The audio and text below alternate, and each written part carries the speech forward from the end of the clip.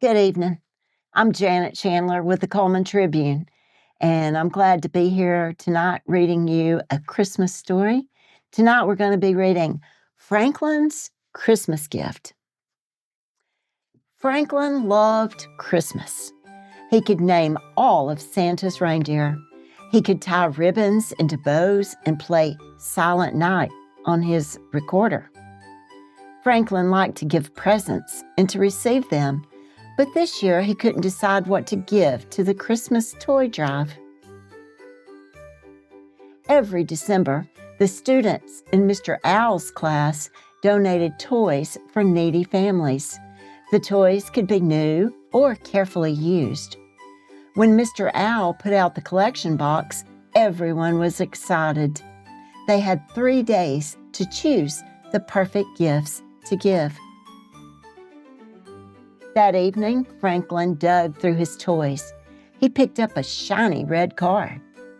"I remember this," he said, wheeling it around. Vroom, vroom. Next, Franklin pulled out a stuffed elephant and held her tight. "I wondered where you'd gone," he cried. Then Franklin found his best green marble. It had been missing for weeks. "Fantastic," he shouted. Franklin loved his marbles. He had won every marble in his collection, and each one was beautiful. Franklin picked through the rest of his toys. He decided to keep everything but a rusty truck with a missing wheel. Franklin asked his father to help him fix the truck. "We can try," said his father, "but it won't look new or even gently used. It's all I have. Everything else is too special to give away." "I'd like you to think about that," said Franklin's father. "Christmas is a time to be generous." The next day at school, Franklin asked his friends what they were giving. Beaver was donating her big book of questions and answers. "I already know all the answers," she boasted. "I'm giving a puzzle," said Bear. "I only did it once." Franklin frowned. "I'm giving a truck, I think." He had 2 days left to decide. But Franklin was too busy to think about the toy drive. He played the recorder in the school concert, made a card for Mr. Owl, and wrote a holiday story. I'll pick a toy after school," he promised himself. When Franklin got home, there was a gift from him under the tree. It was from Great Aunt Harriet. Franklin was so excited that he forgot all about choosing a gift for the toy drive. Franklin squeezed the present and shook it. "No peeking," laughed his mother. "Do you know what it is?" asked Franklin eagerly.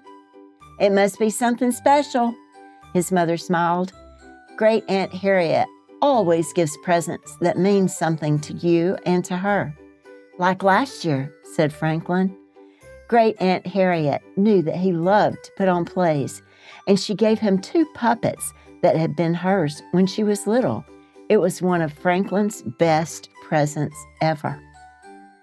The next day at school, the collection box was brimming. "You've all been very generous," said Mr. Owl.